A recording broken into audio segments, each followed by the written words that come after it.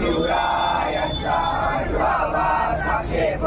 भूमंडळी शिवरायांचे कैसे बोलणे शिवरायांचे कैसे चालणे शिवरायांची सलगी देणे कैसे असे सुखांचा केला त्याग म्हणून चालले तो योग कार्य साधनांची लगबग कैसी केली लावणी करावे विशेष